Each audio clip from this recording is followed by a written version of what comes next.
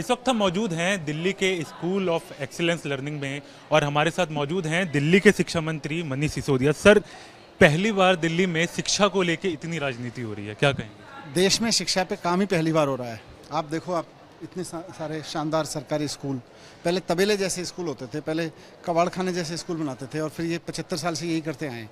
आज हमने काम करना शुरू किया है तो अभी हमारे ऊपर भ्रष्टाचार का आरोप लगा रहे हैं। बोले जी ज़्यादा कमरे बना दिए, ज़्यादा टॉयलेट्स बना दिए, इतने शानदार स्कूल बना दिए, इतने बढ़िया फैसिलिटीज़ देख के इतने सुंदर सुंदर स्कूल बना दिए, बोले ये भ्रष्टाचार हो गया। तो अब ये सब राजनीति चल रही है, पर अच्छा है, हमें गर्व है कि हमने इतने अच्छे स्कूल बनाए। सर, लगातार विपक्ष की तरफ से यही आरोप लगाया गया, जैसे कि गौरव भाटिया की तरफ से भी ये बोला गया बीजेपी की तरफ से, कि किस तरीके से क्लासरूम के नाम पर जो है वो टॉयलेट्स बना दिए गए और उनकी गिनती जो है क्लासरूम के अंदर। यार, टॉयलेट्स भी बनवाएंगे, क्लासरूम भी बनवाएंगे, किसी को प्रॉब्लम है तो जाए, भाड़ में जाए। मुझे गर्व है कि हमने स्कूल भी बनवाए हैं, क्लासरूम भी बनवाए हैं, अच्छे टॉयलेट्स भी बनवाए हैं। अब ये देखो, यहाँ ये बच्चे बैठ के, ये क्या क्लास है बेटा? हैं? कंप्यूटर साइंस की क्लास है, कंप्यूटर साइंस की क्लास पढ़ रहे हैं। इतने बढ़िया इन्होंने ये लगा रखे हैं, इनके पास में फैसिलिटीज़ है। अब ये कह रहे हैं इतनी अच्छी डेस्क क्यों दे दी, इन बच्चों के हाथ में कंप्यूटर क्यों दे दिया, इतने शानदार पंखे उनके क्यों लगवा दिए, इतनी खिड़कियाँ, ये बाहर गैलरी, इतने अच्छे दरवाजे, इतनी अच्छी इनकी यूनिफॉर्म क्यों कर दी। बोले ये तो सरकारी स्कूल के बच्चे हैं, गरीब परिवारों से आते हैं, ऐसे ही पढ़ लेंगे, आप इन पर इतनी पैसा क्यों खर्च कर रहे हो। अब मुझे गर्व है कि हम इन पर पैसा खर्च कर रहे हैं।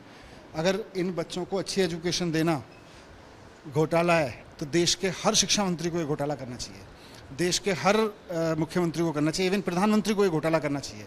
आज प्रधानमंत्री जी 8 साल से प्रधानमंत्री हैं, उन्होंने सारी मेहनत करके अपने एक दोस्त को नंबर 3 बनवा दिया, इंडिया में नंबर 1 अमीर बनवा दिया। किसी स्कूल को नंबर 1 बनवाते ना, तब मज़ा आता। किसी यूनिवर्सिटी को नंबर 1 बनवाते, तब मज़ा आता। आप पता नहीं क्या क्या कर रहे हैं, और फिर कोई काम कर रहा है तो उसके ऊपर फर्जी आरोप लगा रहे हैं। सर, इसके अलावा लगातार जो आरोप प्रत्यारोप का दौर चल रहा है उसमें उपराज्यपाल की तरफ से भी अब कहा गया है कि दिल्ली में एक्सपेंडिचर तो बढ़ा है स्कूल में, लेकिन इनरोलमेंट रेशियो जो है वो कम। उपराज्यपाल भी भारतीय जनता पार्टी के, उन्हीं की लाइन बोलते हैं। उनको दिखता नहीं है कि 14 लाख बच्चे थे 2014 में, 18 लाख बच्चे हो गए हैं। और ये बच्चे देखो, आप बेटा कौन सी क्लास है मैडम? ट्वेल्थ क्लास है, 12th साइंस। आप में से प्राइवेट स्कूल से कोई पढ़ के आया पहले? आप प्राइवेट स्कूल में थे? ये देखो, प्राइवेट स्कूल से निकल के आ रहे हैं ये बच्चे, प्राइवेट स्कूल से। मतलब किसी भी स्कूल में जाओ, आपको प्राइवेट स्कूल से भी आए बच्चे मिलते हैं। 18 लाख बच्चे हो गए, ये कह रहे हैं बच्चे कम हो गए, इनको गिनती नहीं आती, मैं क्या करूं? सर, लगातार हम इनको गिनती नहीं आती, इनको इस बात में प्रॉब्लम है कि कमरे ज़्यादा हो गए, इनको इस बात में प्रॉब्लम है कि टॉयलेट्स ज़्यादा बनवा दिए। अब देखो, इतने बढ़िया बढ़िया क्लासरूम बनवा दिए, इतने शानदार टॉयलेट्स बनवाए, इतने शानदार क्लासरूम बनवाए, इनको करने दो, इनकी टुच्ची राजनीति है। सर, हम एजुकेशन सिस्टम की बात करते हैं, हर साल हम देखते हैं कि रैंकिंग आती है हर चीज़ की, हर यूनिवर्सिटी की, लेकिन दुनिया की रैंकिंग, टॉप रैंकिंग में हमारे अभी एजुकेशन सिस्टम क्यों नहीं शामिल होगा? क्योंकि हमारे देश के प्रधानमंत्री और हमारे देश के उपराज्यपाल जैसे पदों पर बैठे लोग 24 घंटे ये सोचते रहते हैं कि स्कूल पे काम करने वाले लोगों को जेल में कैसे भेजा जाए, इन्हें फंसाया कैसे जाए।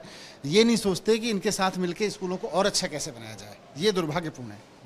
तो सर, क्या आप इस बात को किस तरीके से देखते हैं कि क्या ज़रूरतें हैं अभी, जो हम अभी अब बुनियादी तौर पर शुरू हो रही है, स्कूलें अच्छे हो रहे हैं, कॉलेजेस में, और हम हायर एजुकेशन की भी अगर हम बात करें तो उसमें आपको क्या लगता है किन चीज़ों की ज़रूरत है?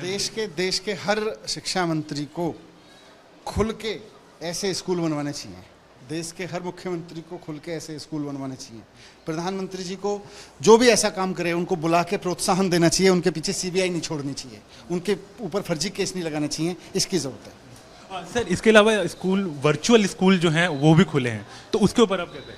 वर्चुअल स्कूल अपने आप में एक अनूठा प्रयोग है। उसकी एक आईडी है बाकायदा, उसमें बच्चे एडमिशन ले रहे हैं, उसमें बाकायदा बच्चों को पढ़ाया जा रहा है। अभी आप देखो, ये छोटे से क्लासरूम है, इधर आओ। ये तो अभी छुट्टी हो गई, यहाँ पे हम लोग आए हैं। हेलो बेटा, अभी गए नहीं घर? अब इतना शानदार क्लासरूम है, ये क्लासरूम सारे देश में बनने चाहिए। इतने प्यारे क्लासरूम, इतने अच्छे क्लासरूम यहाँ पे। अभी बाय, छुट्टी हो गई? तो अब इतने बढ़िया क्लासरूम बन रहे हैं, तो सब बच्चों को मिलने चाहिए इतने बढ़िया क्लासरूम पढ़ने के लिए। तो सर, इतने सालों में क्या कमी रह गई कि क्यों नहीं हम बन पाए, एजुकेशन सिस्टम हमारा क्यों नहीं डेवलप कर पाया? भारत की राजधानी में अगर हम एजुकेशन सिस्टम की बात कर रहे हैं, आप बार बार कह रहे हैं कि स्कूल ऐसे होने चाहिए, ये होने चाहिए।